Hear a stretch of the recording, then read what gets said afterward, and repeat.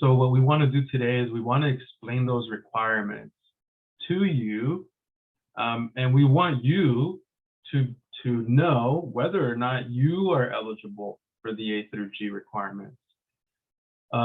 In college,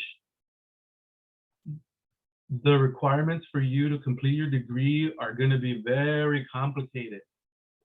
And there's only one person who's responsible for knowing what those requirements are and whether or not you're on track to meet those requirements. Who's responsible for knowing whether or not you're on track to graduate from high school, and then when you get to college, graduate from college? Philip, help us out. Who's the person responsible for knowing whether or not you are meeting these graduation requirements?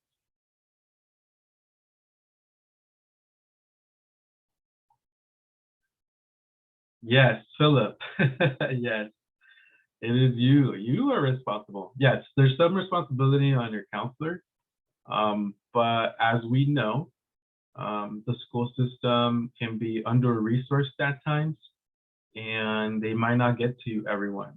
So you guys are in upward bound, so we make sure you're on track and that you're meeting requirements, but not everyone is able to sit down with someone who knows what the requirements are.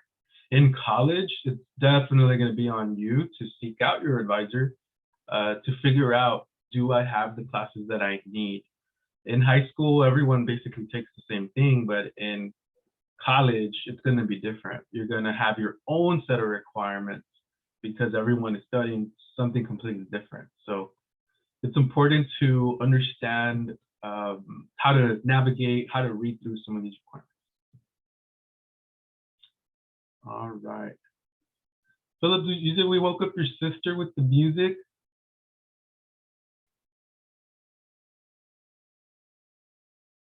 Yes, and it was hilarious.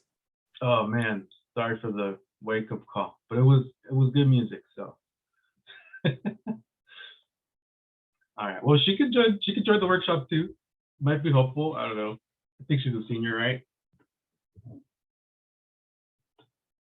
Yeah, she is. All right. Cool. So, all right. What are the A3G requirements before I go further in this slide? Using the chat, go ahead and list all the A3G requirements that you know. What do you know? How many requirements are there? All right, the classes required to graduate. Just 2 years of PE. Yes. 4 years of English. 3 years of math. Oh, Jasmine. Too many. There you go. 3 years of math. What else? What else? 3 years of history. Yes, we need social sciences in there. Luis, we need performing arts. You're correct. 2 years of language. That is correct. 2 years. Angel's asking, is it 4 years of math? We'll talk about that in one moment. Yes, we need sciences, and then specifically we need biological and physical. Health class 1 year. Yes, that is a high school requirement. All right. Yes. So you guys are in the right frame of mind in terms of what we need.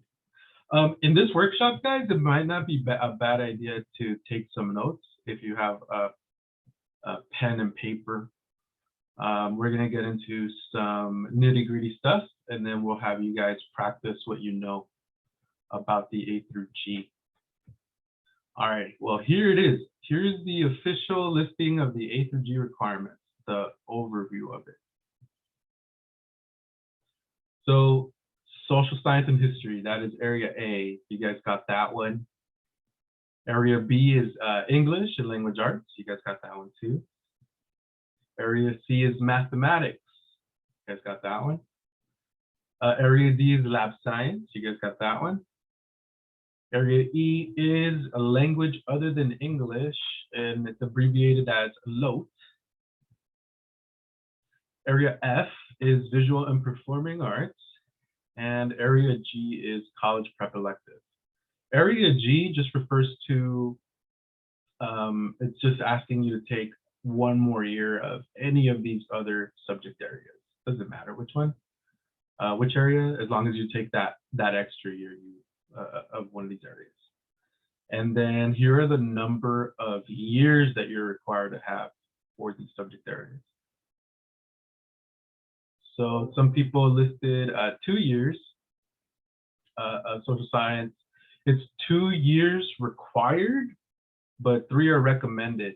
The recommendation is usually for the UC system. But honestly, you never want to have, if you see that it's recommended and you can take it, you should take it.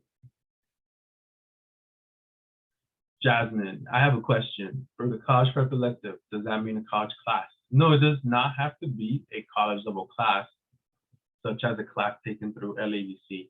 It just means any other high school class, as long as it falls in the A through G, as long as it's an A through G class, and you need 1 year of it. Like in your case, Jasmine, for example, like once you go past algebra 2, that like pre-calculus or stats, that's beyond the minimum requirements. So anything beyond the minimum requirements can always be counted in area G. Yeah. So area G is a pretty easy area to me. For English, 4 years. That one, you got to be taking English every single year. There's no excuse. This one also means that if you don't pass a semester of English is one of those subjects that is the most important one to make up, because you don't have a lot of wiggle room to make it up. And probably the year you want to avoid not passing an English class is your senior year, because then you're out of time to make it up. As long as you make up the class before high school graduation, you're good. But English is one of those that if you don't pass the class, you have to absolutely make it up ASAP. Philip, I see your hand is raised. It's been raised for a while. My apologies. That was an accident. Oh, okay. Got it. All right, we'll keep going. We'll keep going. All right, mathematics. Yes, people said 3 years of math. 3 years of math, but 4 are recommended. 4 recommended so you're competitive, but also even if you're not going up to AP Calculus, even if your 4th year of math is Algebra 2 or Statistics, you want to take 4 years of math. Why is that? If you're going to a 4-year college, math is a requirement. Everybody has to take some sort of math. So if you don't take a math your senior year, you're letting yourself get rusty. And when it comes to taking that college level math, you're going to struggle through it. And that college level math is a college graduation requirement. So you don't want to put yourself in a bad situation.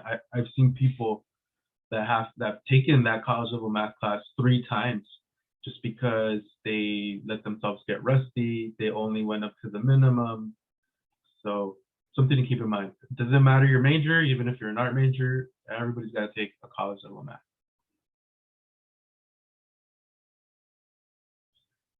Sciences, yes, 2 years minimum, but 3 are recommended.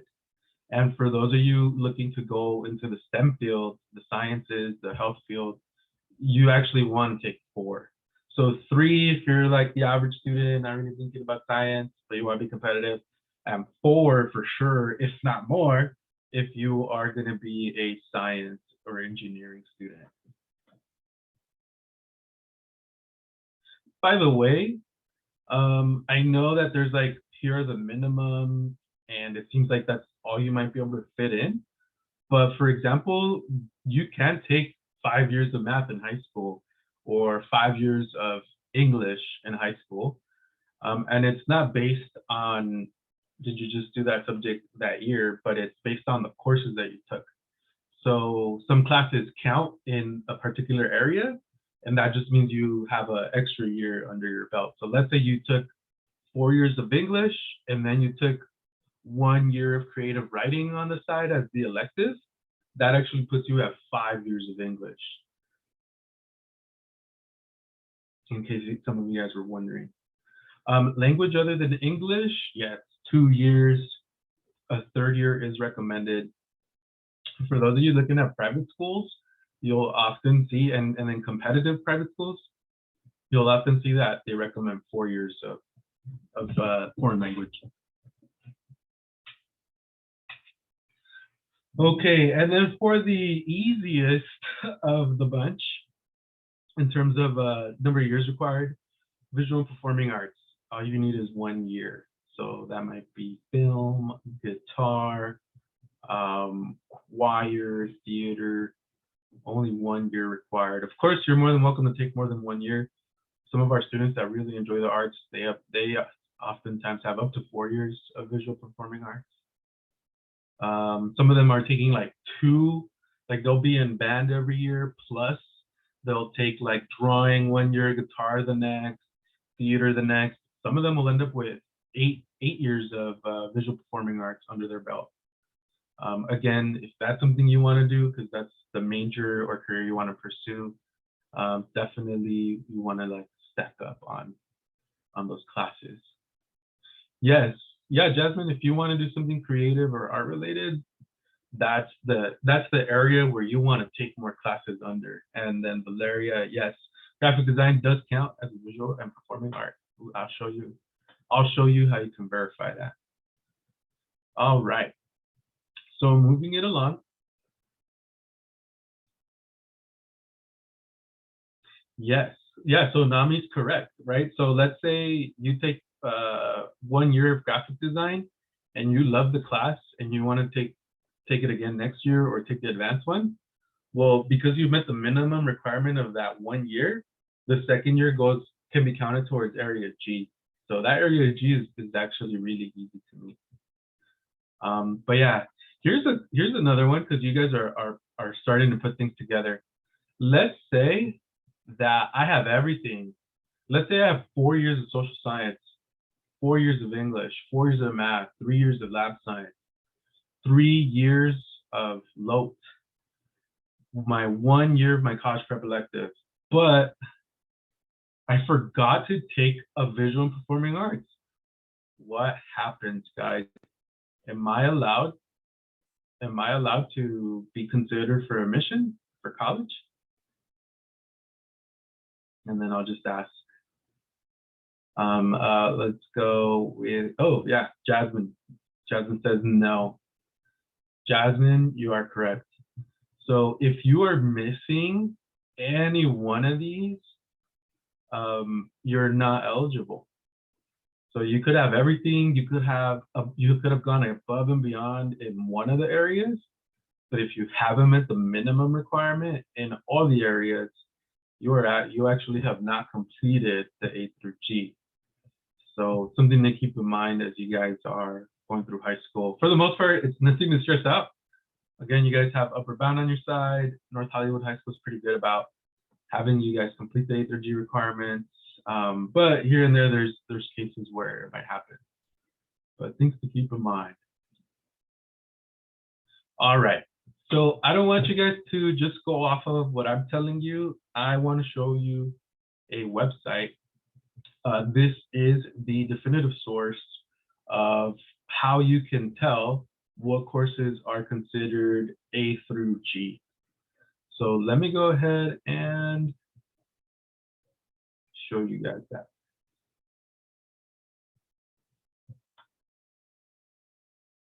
All right, so for the website, I like to do a very basic Google search. I just type in UC A through G course list.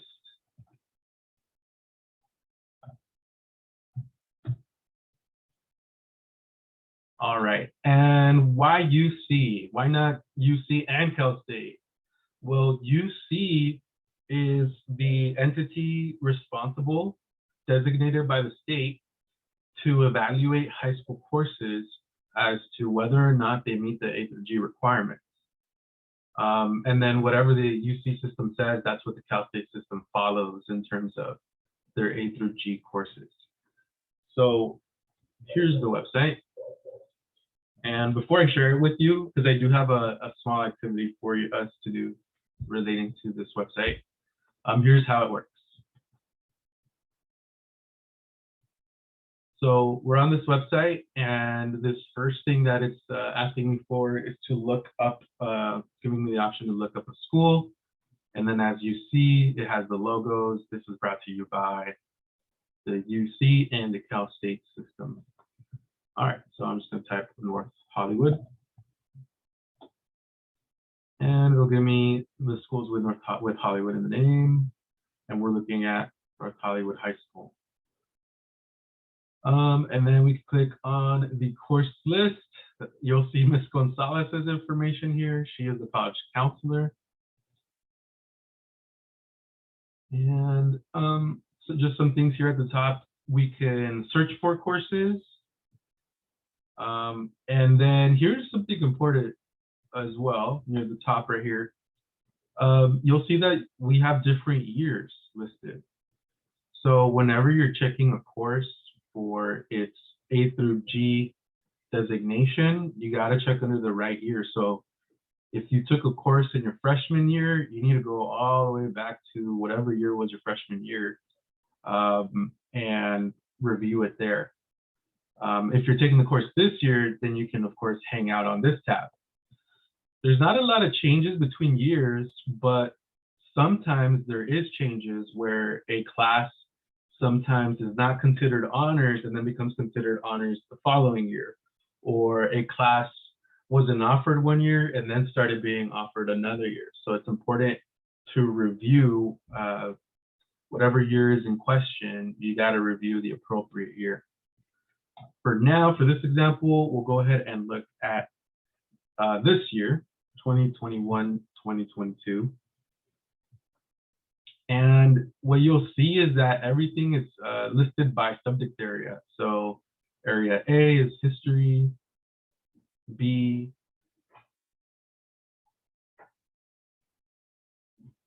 C, D, so on and so forth. Let me highlight some things about this website for you. Okie dokie. We'll just take them as they come up. All right, so this star over here means that this class has an honors or AP designation, meaning that in the eyes of the UC system and the Cal State system, this is an honors and AP, and it's gonna get that extra weight added to the GPA. So you get a little GPA boost because the class is honors and AP. So AP European History, Government, World History, Honors Government, Honors History. Now, whoa, what's going on here? Let's see. Melanie, what's going on here? What do you see? Is there something weird going on here between these two classes I'm highlighting?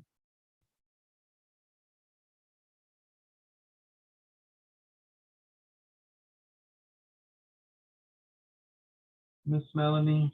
Okay, we'll come back to you. Rosalind, is there anything going on here with these two classes, this honors history and this honors world history? Is there anything going on there?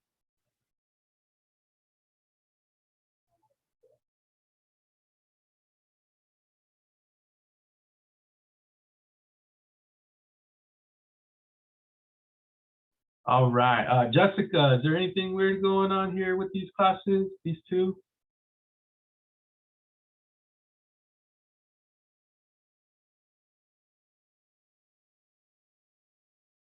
Okay, I see a hand is up. Go ahead and unmute yourself if your hand is raised. Well, the first issue is that the other one that you were highlighting, it's based off the 20th century, and that agreed that there isn't a star on it. Yeah, Um, so it's a different class. and And not to mention the second one is a mix of about 3 courses mixed into one. yeah, so different courses mixed into one. And then the one that you highlighted that was really important, Jasmine, thank you for pointing it out, is it doesn't have the star. But wait a minute, it's an honors, it says the honors in the title, but it doesn't have the star, which means that I think in the that means that it's not offered. no, it means that it is offered. It means that in the eyes of the Cal State and UC system, it is not considered an honors class or honors class, meaning it doesn't get the honors point. And you'll see a pattern. For example, honors English 9.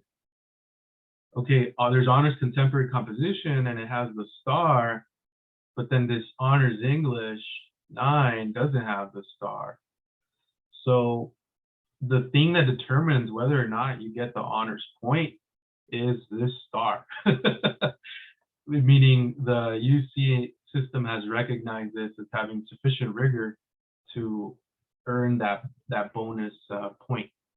Now, this doesn't mean that your honors English class from 9th grade wasn't harder or that it wasn't honors. It's just a policy that they have that they don't recognize honors points in the 9th grade. They only count them starting after 9th grade. So it's just a random policy, but you'll see some things like that here where, hey, this class has an H in front of it. So you're at the high school thinking, oh, this is an honors class. It is an honors class. It's a more advanced class. But in the eyes of the UC system, there's some little policies here and there that doesn't allow them to count it as honors, or sometimes it's not to the rigor that they expect. But I just want to highlight that because yeah, it's one of the things you'll notice in terms of inconsistencies sometimes on your transcript.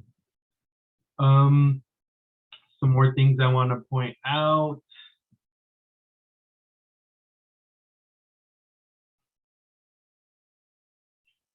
I want to point out for the area E, sorry, area G. Area G has a lot of also unique classes where they don't fall under any of those other subject areas.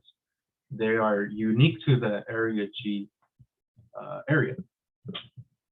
So that might include like this animal behavior here, AP psychology, astronomy, career and technical education, economics.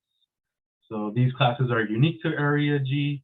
In the event that you don't want to add another year to any of the other subject areas, there's a bunch under area G that you can take. And then one more thing to highlight before, and we'll come back to this to highlight some more things. You'll notice that some of these classes say Apex. Apex refers to the online platform. Some students take these classes online on their own through independent study, and Apex is the name of that platform. So you might be wondering, like, what is Apex? That's kind of what it's talking about. Now, the last thing I will highlight before we jump into our activity is, for the most part, what you want to do, so for example, you know how it says you got to take at least 2 years of area A, it's in your best interest to make sure that the classes come from area A. So some people think, oh, psychology is a social science, so it's going to help me meet area A. Most of the time, it's not.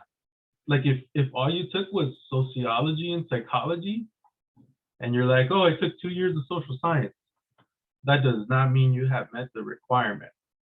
You have to take the 2 years from that specific area. And then if you want to do more years, then you can, you know, take from area G if you want. But for the most part, what you want to get started in order to meet the minimum requirements is you want to take the courses from that area first. There are some exceptions, but for the most part, going about it this way is going to basically guarantee that you are going to meet the admissions requirements for the Cal State NBC system. So just a little bit more nuance there. All right, so I want you guys to get a little bit familiar, with this website. And I'm going to share with you this handout, and we're going to use this handout for the rest of today. This handout is called Understanding the A through G Requirements and High School Graduation Requirements.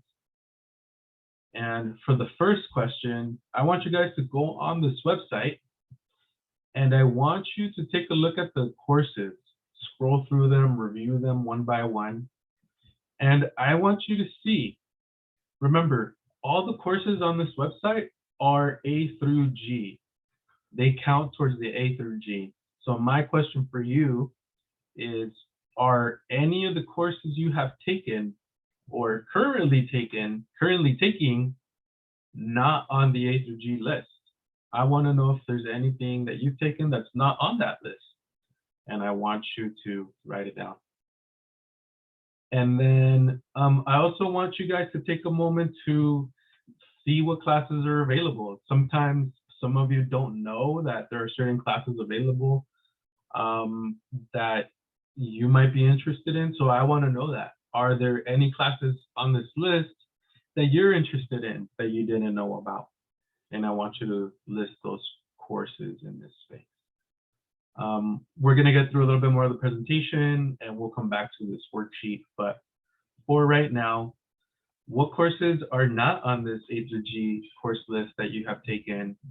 And then are any of the courses on this list interesting to you that you might want to take at some point in your high school career? Because a lot of you guys don't know exactly what's offered at NH. So I think we have a typo here. Any courses you've taken or currently taking. And then let me go ahead and share that with you guys in the chat.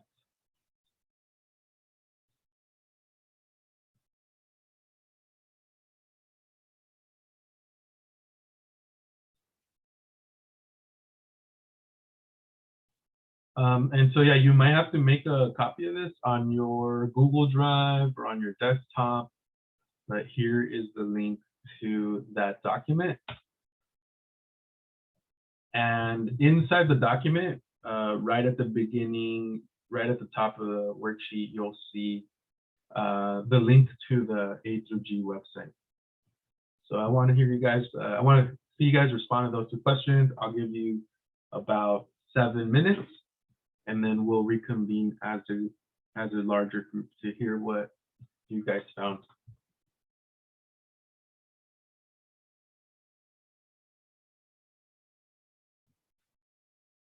If you have any issues accessing the file, please let me know.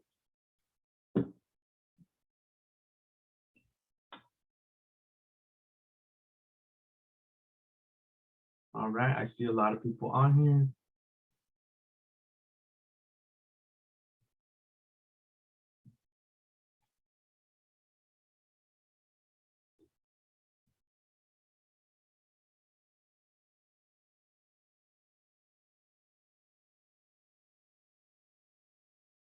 All right, so maybe the first one I should have clarified a little bit more. But yeah, thinking about your courses that you've taken, are there any that didn't show up there? If you don't have, maybe if you got confused, that's all right. But let's see, Emmanuel, help me out here. Are any of the courses you have taken not showing up on this website? Only one, and that has to be robotics, like high school robotics. Robotics. See, so yeah, see, so there's courses here and there that are not on that list. And did you look up the appropriate year? Can you repeat that again? Yeah, did you look it up under the appropriate year? I don't. Oh, I don't think I did. I think my cut out. Oh yeah, you cut out a little bit, but I still heard you. So remember that, like, are you taking that this year or you took that in the past? I'm taking that this year. Got it. Okay, so yeah, if you were in the right year and it's not showing up, then that means that that class is not an A through G course. So yeah, there's a lot of courses like that. What else? What other courses did you guys notice that it didn't show up? Yes. So far we've got robotics, we've got coding, we've got PE, we've got health. I'm just going on the ones that people are sharing in the chat. Anything else, guys?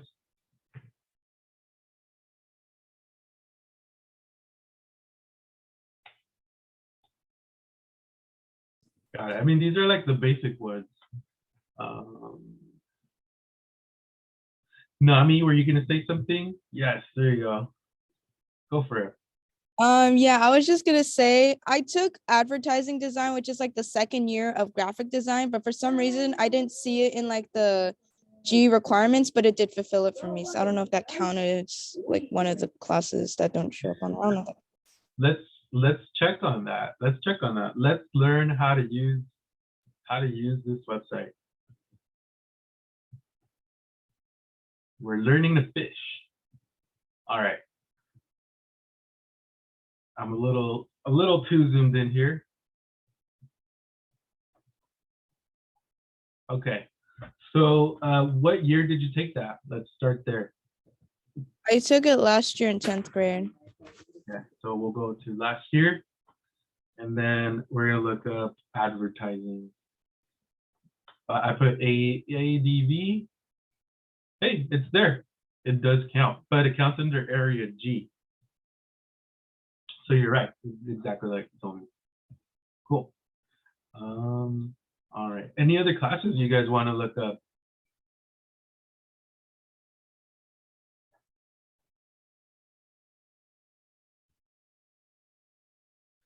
Angel, I have a question. I'm in the STEM program, so I press the North Hollywood STEM magnet one.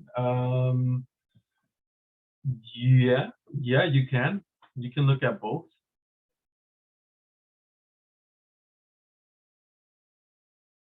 All right, here's another one. Here's one that a lot of people take. Leadership. Not on there. Who works with the animals? Anybody working with Mr. Laporte? George, you're working with the animals. Alejandra, working with the animals.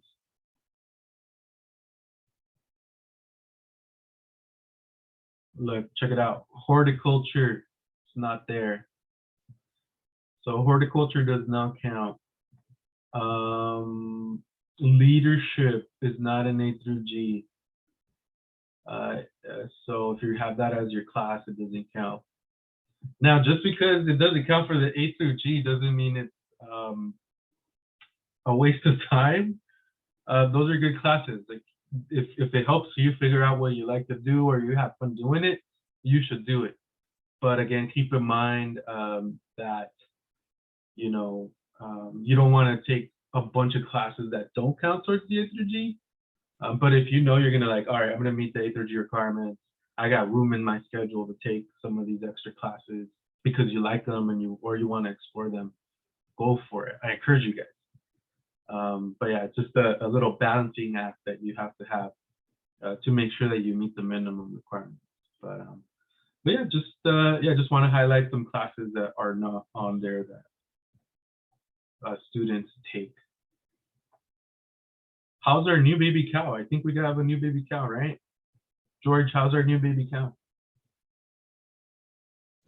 I haven't really seen it that much, but it's looking good. I do see it sometimes. Did it grow? Did it grow a little bit? Like, it kind of already looks big, but I'm not really sure. It's not looking like a baby no more. Yeah. I saw pictures of it. It was really cute. Yeah, it was actually kind of big when we got it. That's fun. All right, cool.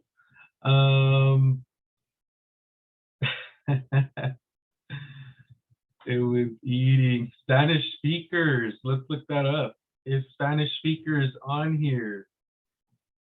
Survey says Spanish. Yes, it's there. Spanish speakers. We'll come back to this one. This one's actually a good one. A good one to look at for what I'm going to teach you in a moment. All right, back to the presentation.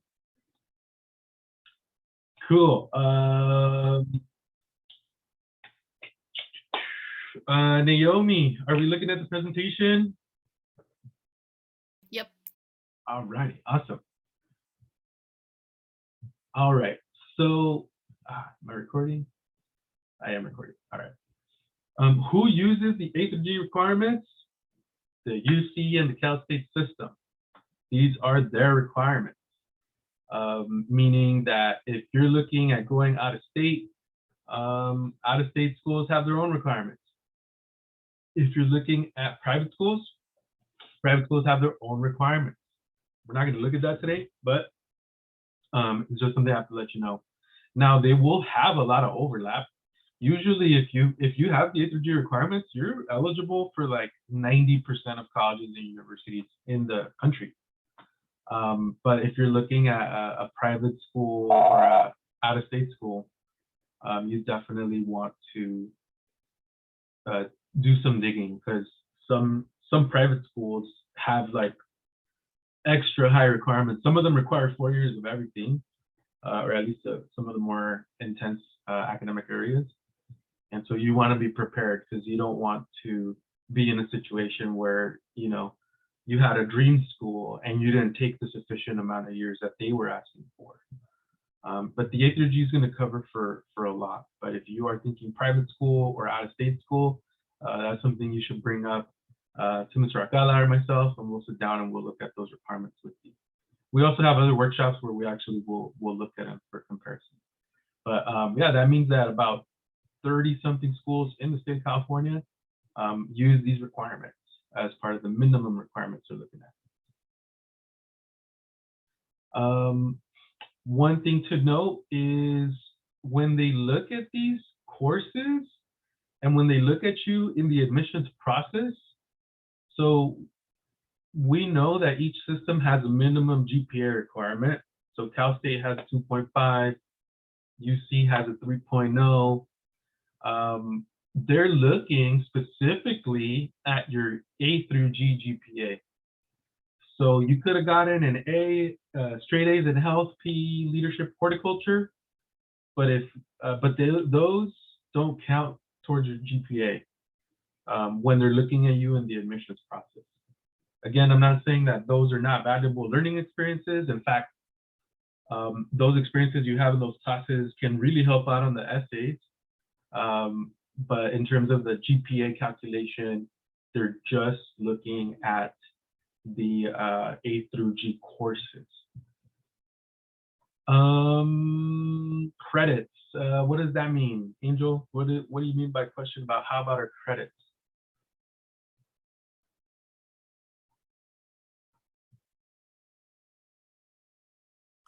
Because I think you have like a certain amount of credits for each class. Yeah. Do they also look at that? Actually, the Cal State and UC system isn't so much worried about the number of credits you have taken. They're more concerned with, have you shown mastery equivalent to this number of years? I'll give you this example. Let's say that you are a child genius and you're literally a genius and you do not take math until your senior year. And in your senior year, the only math class you take is AP Calculus, and you pass AP Calculus. Credits wise, you're going to be under, because on the high school side, you know, there's a certain amount of credits you need to have. But in the eyes of the Cal State and UC system, you've met that subject area, because AP Calculus gives you credit for all of the math classes that come before it. So you still have to like graduate from high school, that's a requirement. But the A through G subject area requirements are semi-independent from the credits that you take. So the goal, remember, is you need to meet both. You need to meet the high school graduation requirements and the admissions requirements. There's a lot of overlap, but here and there's specific things you need to do to graduate from high school, and then there's specific things you need to do to make sure you're eligible for college. So that was a really good question, actually. Does that make sense? Everything that I just shared. Senor Angel, does that make sense? Cool. Yeah. So in that example, you only took one math class, so that's 10 credits for that year. But remember, for high school, you need the 40 credits, or sorry, the 30 credits in math. So you're going to be under on the high school side. You'll be great for the A through G, but on the high school side, you're missing some credits. Alrighty, ma'am, Catherine, have a great dance session. Thank you for letting me know. How many credits should we have right now? That is a good question. So most classes are worth 5 credits, right? So you take 6 classes in one semester. So 6 times 5, that's 30 credits in one semester.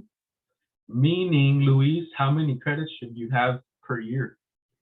Should you be earning per year?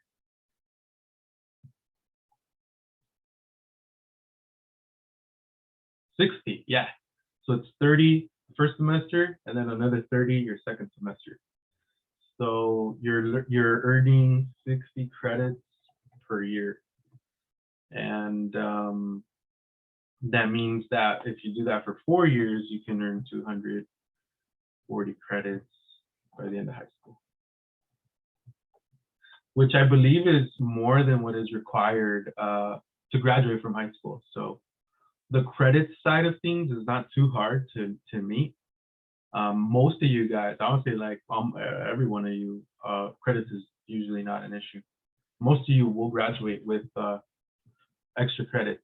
And then those summer college classes, they also count towards your high school credits as well, in case you're like worried about being deficient in credits. Good questions, guys. All right. So like I was saying, only looking at your A through G courses when they calculate your GPA and the admission selection process. And then on top of that, in order for you to meet a subject area requirement, you must earn a C or better in order for it to count. So let's have an example.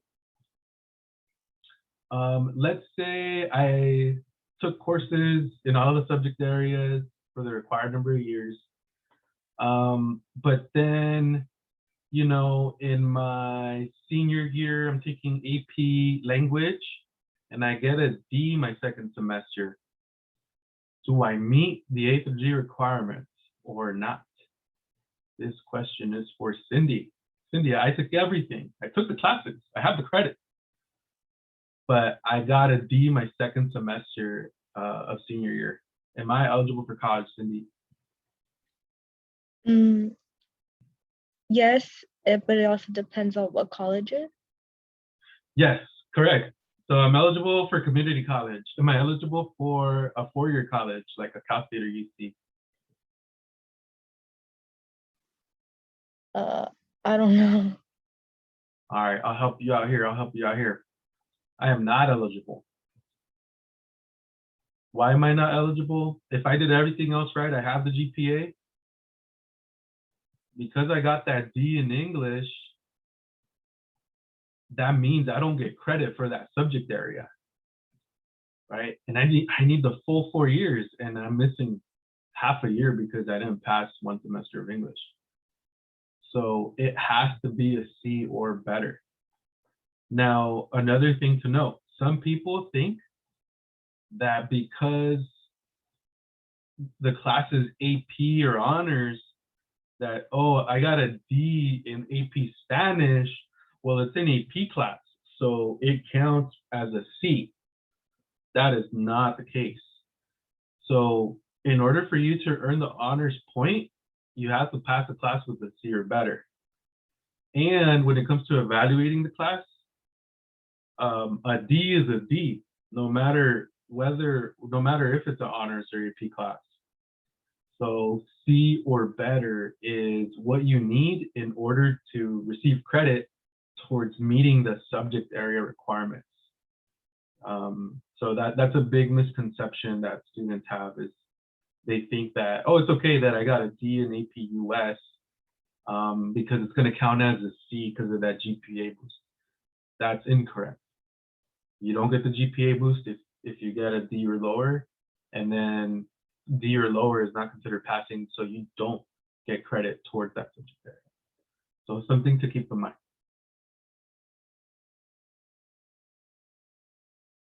All right, and then just some more information on how do universities calculate your admission GPA. Like I had mentioned before, it's 10th and 11th, 8th through G courses. And then more specifically, they're looking just at 10th and 11th grade. So you, because when you apply, you haven't finished your senior year courses. So all they have is 10th and 11th. They don't look at 9th grade because 9th grade tends to be a year of transition for a lot of people. So grades are not the best sometimes. 10th and 11th are the best representation according to the UC and the Cal State system. So 10th and 11th grade, 8 through G courses only. That's what they're looking at. That doesn't mean 12th grade doesn't matter. 12th grade is still important, because actually one of the ways they make admissions decision is by looking at what your planned courses are. But yeah, in terms of when they make that decision, what are they looking at? They're looking at 10th and 11th.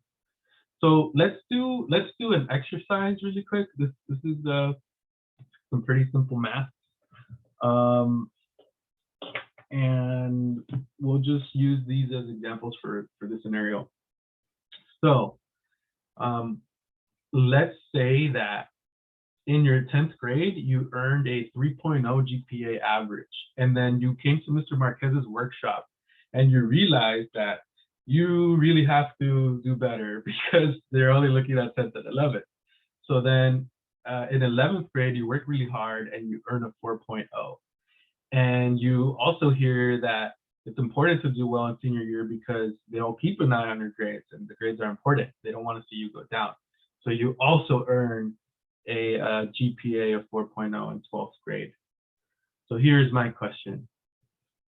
What if an admissions officer was taking all of this into account and they were making an admission decision with this information, what GPA would they calculate for you?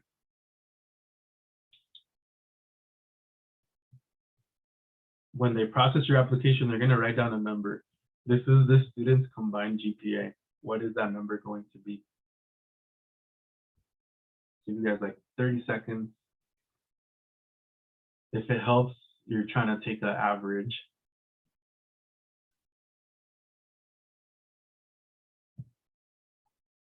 Okay, we got one response, 11th grade.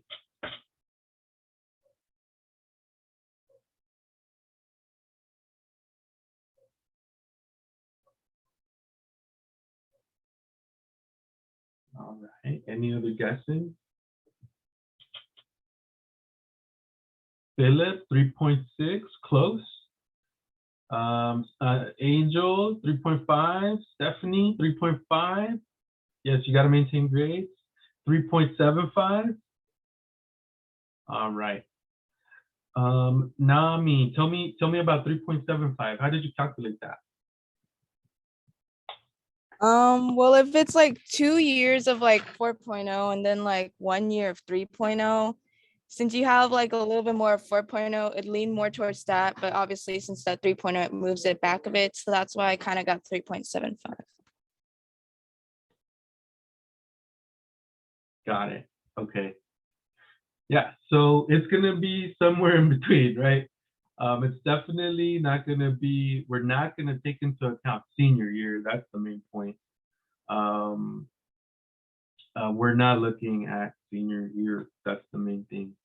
So if you, in your calculations, are taking into account just this 3.0 and this 4.0, you are correct, because they're only looking at 10th and 11th. And it's wonderful that you're maintaining grades in senior year, but when you're going in and being evaluated for admissions, they're just looking at your 10th and 11th grade. And if you did some quick math, yeah, it should come out to something like 3.6, 3.5, something like that. Because it's the two kind of in the middle. So, all right, moving it along. But the key here is they only look at 10th and 11th grade when calculating the GPA. All right, so let's talk a little bit more about the A-G requirements in depth, and that way you guys can see how much you know. Let's look specifically at math. So in terms of the math requirement, there is a little bit more nuance.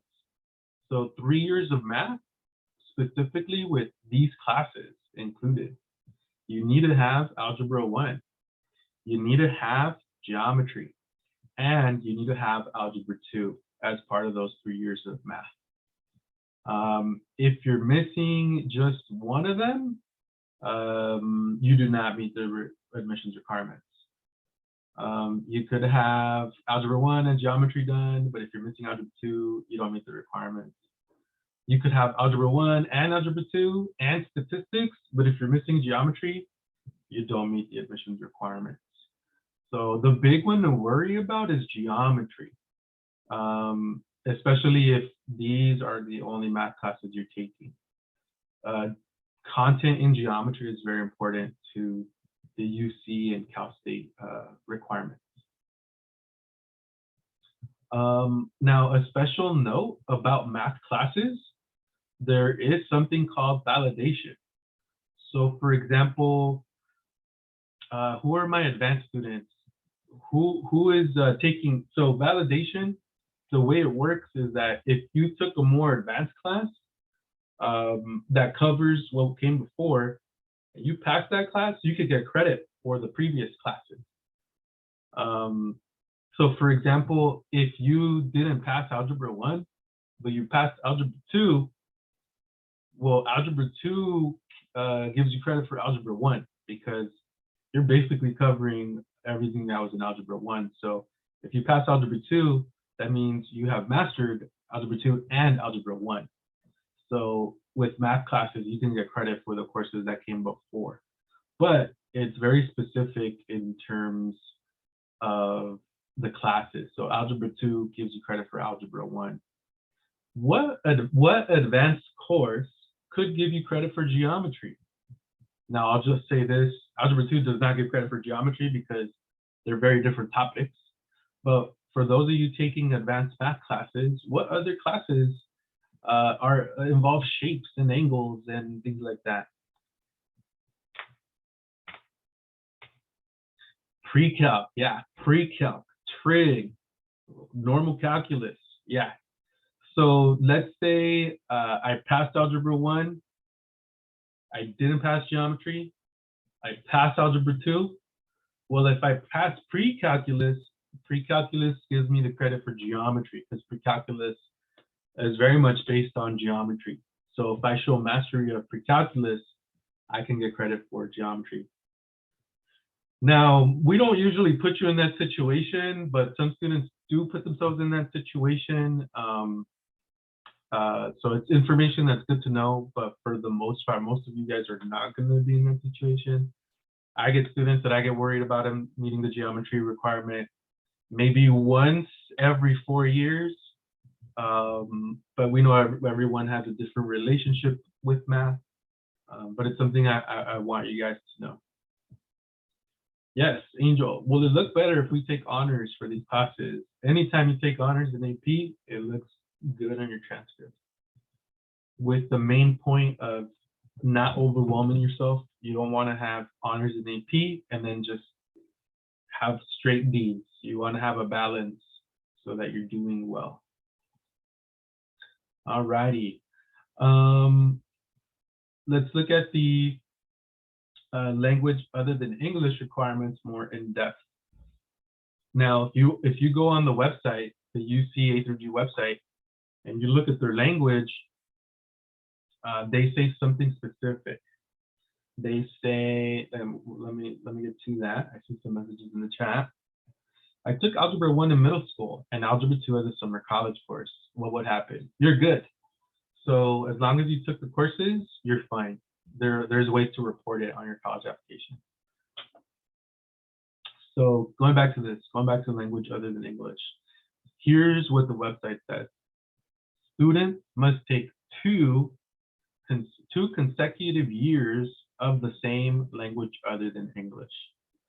I know this is really simple, and I might be oversimplifying it here. But Ryan, what does consecutive mean?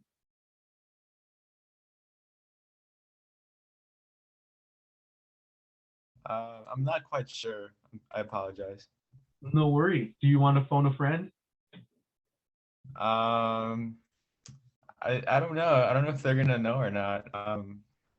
What about Alejandro? Okay, Alejandra, what does consecutive mean?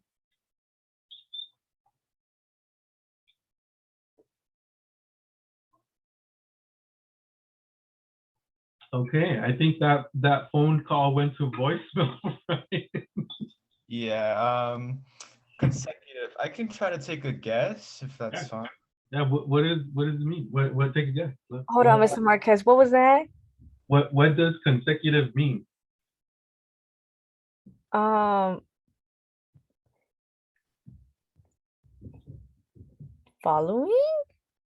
Yeah, it's like following. Oh. It's like a order. All right. Okay, you guys are on a good start. Philip, back to back. Yes, consecutive means back to back. So, and it has to be the same language back to back, one after the other, like Nami is saying. Let me give you guys this scenario. Let's say I take 1 year of Korean at North Hollywood High School. And then I'm not really feeling it. So then I switch out to Spanish and I take 1 year of Spanish. And then that's all the language other than English that I take. Spanish 1 and Korean 1. Have I met the A through G requirements? Go ahead and type it in the chat. I took Korean 1 and Spanish 1. Yes, everybody is correct. You have not met the requirements because they are not back to back. They want to see you take to have an advanced knowledge of a language other than English. By the way, ASL counts for those of you guys who are into it. But yeah, it has to be 2 consecutive years. And then yes, Angel, you're reading my mind here. Valeria. Oh my gosh, you guys, I'm so glad you're asking these questions. So Angel and Valeria are asking, does Spanish speakers count for something more?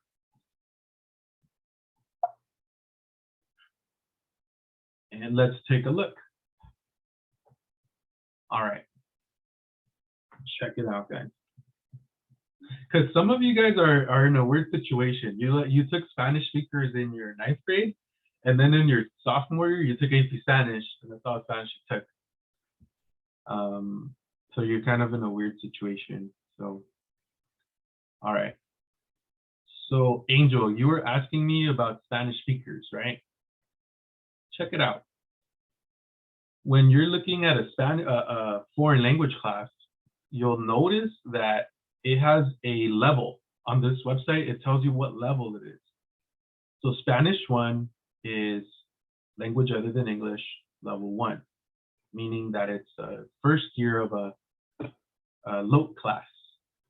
Spanish 2 is equivalent to year 2. If you took Spanish 1 and you took Spanish 2, awesome, you've met the requirements. And then Spanish 3 is a LOT level 3. Now, to answer Angel's question, check it out, guys. Spanish for Spanish speakers 1. Wait a minute, That's a low level 2. Angel, what do you think that means? What does it mean? What happens if all I did in high school was take Spanish speakers 1? Am I eligible for the A3G?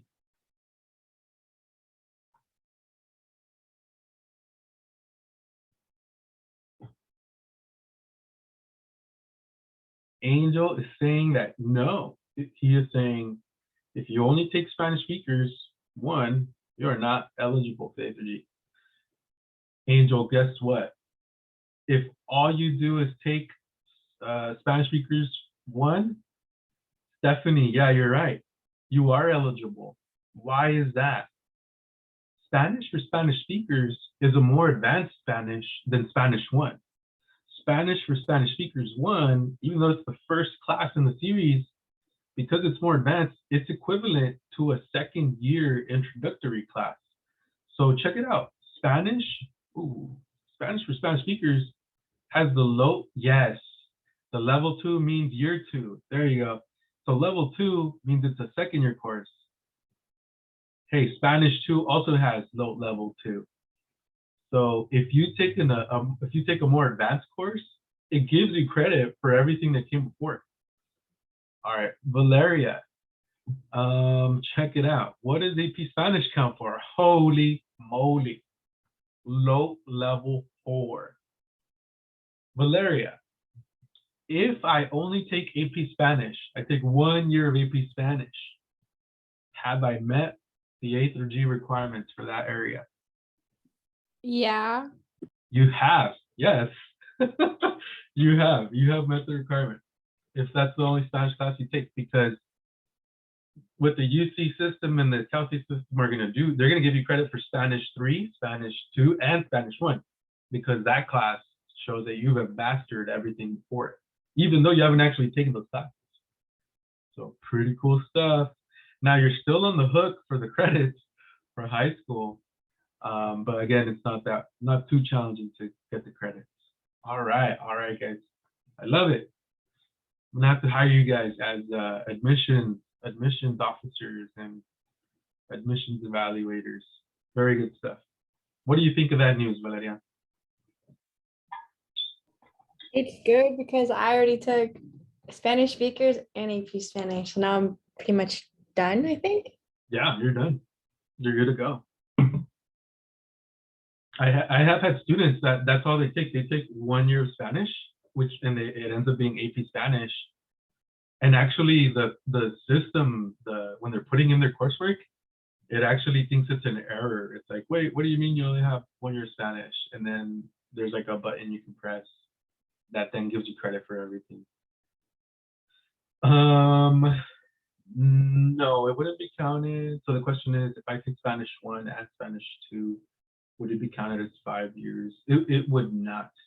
So the main thing it would say, like, you're getting 2 years of credit, but you've proven that you are capable of taking a advanced Spanish class, something equivalent to the second year of a Spanish class. All right, guys. To make it more complicated, there is a special nuance that you have to know. Why do you have to know this? Because sometimes you'll be talking to your counselors, and your counselors might want you to do something a specific way. And what you need to do is you need to make sure that the classes you're taking match up with what you want to do. And by that, I mean is there are actually some differences between the science requirements for the Cal State and UC system. I know it's like not the most exciting thing to learn about, but it's important to know, because if you take your science courses in a specific pattern, you can make yourself eligible for both systems. And vice versa. If you take them in another pattern, you'll end up only making yourself eligible for one system. And as far as I know, most people want to make themselves eligible for both systems. Now, according to the Cal State admissions policies, you need 1 year of a biological science. And, right, so you need 2 years total for both systems, but specifically for the Cal State, they want 1 year of a biological science and they want 1 year of a physical science. The Cal State system leaves it vague. It leaves it flexible. And I'll explain what that means. The UC system, again, they want to see the 2 years, but it must include 2 of the 3 subjects: chemistry, physics, or biology. So as long as you have 2 of those 3, you are going to meet the UC admissions requirements. Now, what does this mean for the Cal State system? The Cal State system has a hard requirement of a biological science. You've got to have a biological science. So, but according to the UC, I can become eligible for the UC if I take 2 of these 3. So what happens if I take chemistry and physics, and those are the only science classes I have credit for? I have chemistry and physics. Well, I'm eligible for the UC. Am I eligible for the Cal State system if all I took was chemistry and physics? Help me out here, Katie. Am I eligible for the Cal State system? No, Why not? because you don't have biology. You don't have biology. You're correct. So you could be eligible for the UC system, but not eligible for the Cal State system. So most folks, what they do is, yeah, no, you're correct. They're both physical science in the eyes of the Cal State system. And the Cal State system wants you to take a 1-year biological. So usually what most people do is they'll do biology plus either chemistry or physics. But everyone should have biology as part of their coursework so that you can be eligible for both systems. And then, of course, your physical science is also important. So if you have biology and chemistry, you're good for both. Biology and physics, you're good for both. If you have all 3, you're good for both, even better. Now, let's go back to this thing because it actually has a class that's very special.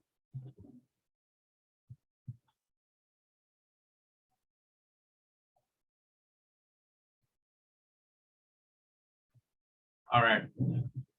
So if you take a look, some of you guys have taken environmental science with us in the summer. And then some of you guys have taken AP environmental science. On this website, on the AZERG course list, it's telling me that AP environmental science is an interdisciplinary science.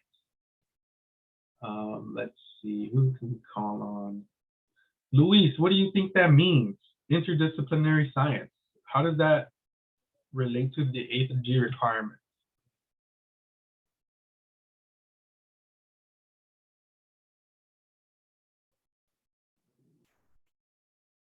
To be honest, I'm not sure. Okay. Interdisciplinary, what does that mean? It's like something that's like more than one, like relating to the same topic. Yeah, right. So it's like taking from more than one subject and bringing it together, right? Guess what, Luis? A class that is listed as an interdisciplinary science can be counted, it can be counted towards meeting either the biological science requirement or the physical science requirement.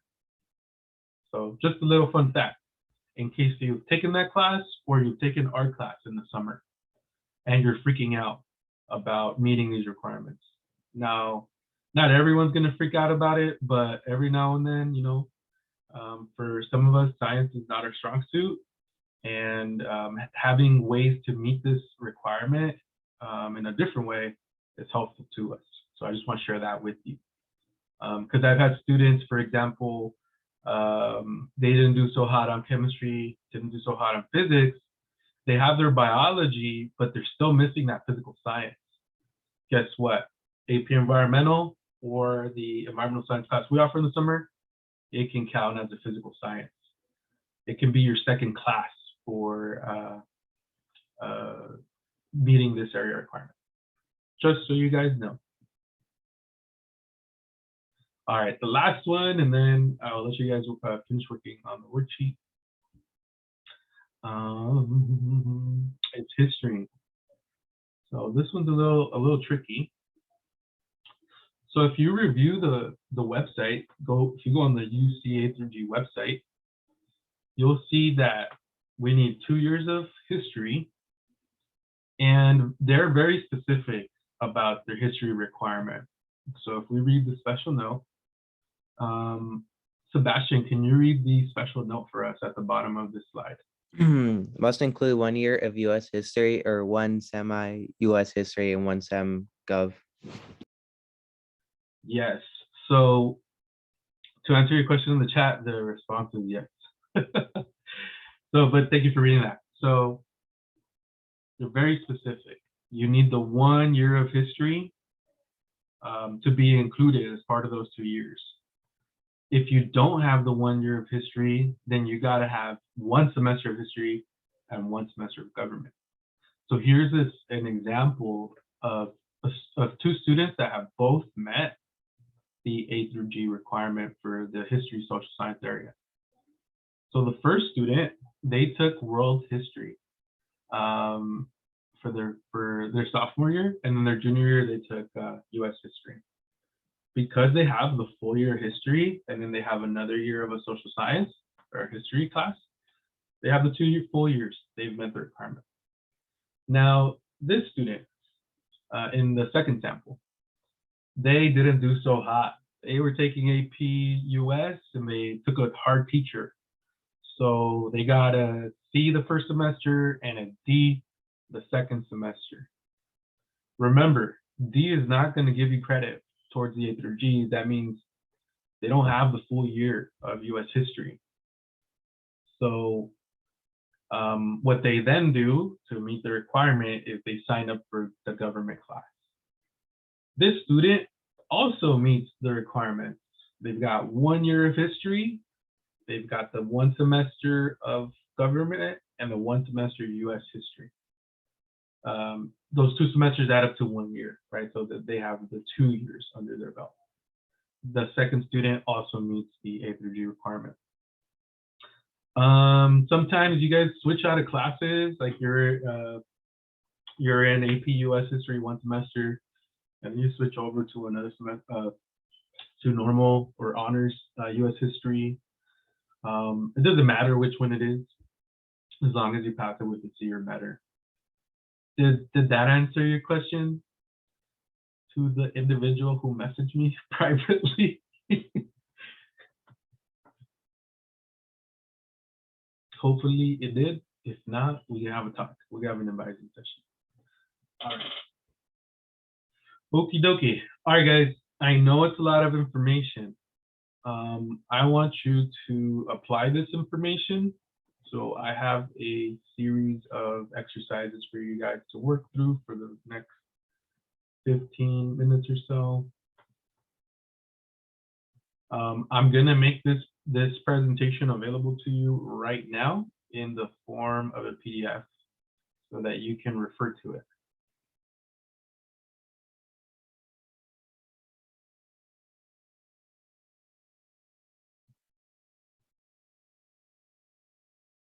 All right, so the link to PDF. This is basically your cheat sheet, so feel free to review the presentation as your cheat sheet. And if you look at the worksheet, I want you guys to practice what you know. We're skipping a question for the sake of time, but I want you to practice what you guys just learned. I want you to determine Skipping whether Rachel? yeah, we're looking at Rachel. So we're on page. Oh, so we're 2. doing Rachel's, I see. Yeah. So why don't we do a couple of these together, and then I'll let you guys finish on your own. So in the following examples, you will be shown a student's subject area completion. Please determine if they have met the subject requirements for that particular area and if they are eligible for a particular system. So meaning the UC or Cal State system.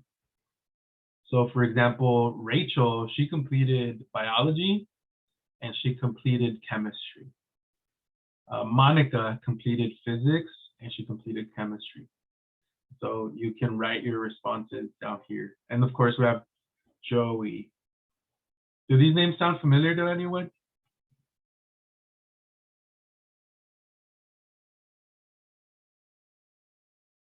And then right in the next one we have Ross. Yeah, Katie and Naomi. Yeah, these are all the names of the friends characters. All right, let's do one of these together. Let's do the first one just so we can get a feel for it. You guys can see what I'm looking for. All right. Who have we not heard from today?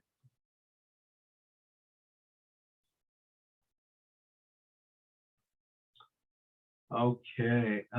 Fabio. Oops. Yeah. Okay, Fabio. Tell me about Rachel. Is she good to go as far as the science requirements go? Yes. Why? Tell me. Because she took both biology and chemistry, and you need at least 2 in the science area, and it's a C and above. And what system is she eligible for? Is she only eligible for one or for both? For both. All right, cool. So that's Rachel. All right, what about Monica? Is Monica eligible? What's her eligibility look like?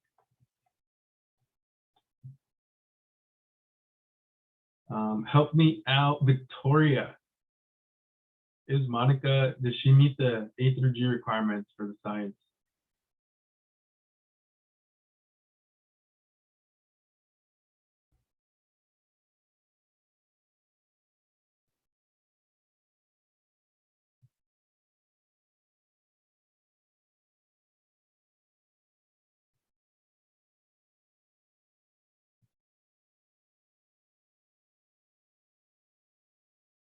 All right, so Victoria says yes.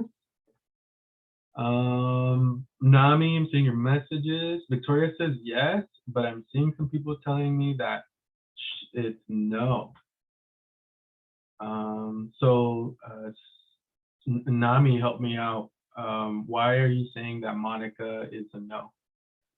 Monica isn't eligible because she took 2 years of physical science and she didn't take the 1 year of biology, but she is eligible for Cal State, or was it? Yeah, Cal State, I think is, or is, wait, I know one of them you don't have to, like, you can just take 3 years of science no matter what subject is it. Is that UC actually, or is that Cal State? UC. UC is the one that you do 2 of the 3, or any 2 of the 3, you're good. Oh, okay, so she's eligible for UC but not Cal State then, yeah. Yeah. There you go. Cool. So that's what we're looking for. All right, Joey. This one's a little more complicated. So yeah, let's definitely do this one together. Anyone want to take a crack at Joey? Is Joey eligible?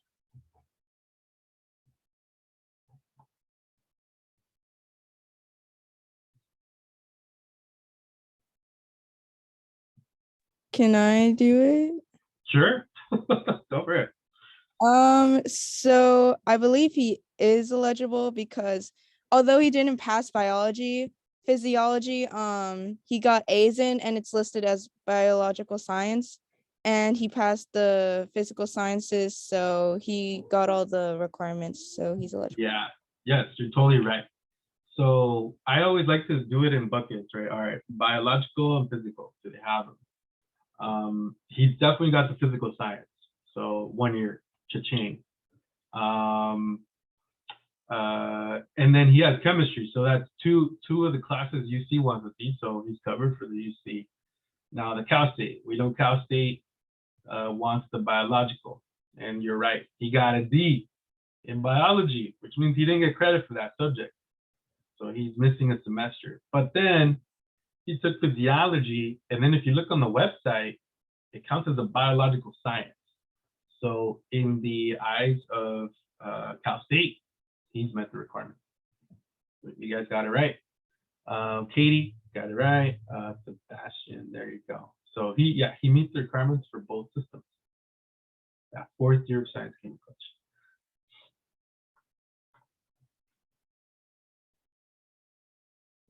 All right, so you guys have some more of these that you guys are gonna work through on your own. You're more than welcome to speak up and use your mic if you get stuck. But we'll go ahead and put, we'll work on this for maybe the next 10 minutes, and then we'll come back together and wrap it up.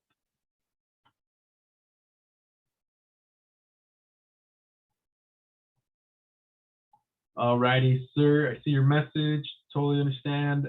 Go ahead and send me a copy of what you worked on sometime today if you can.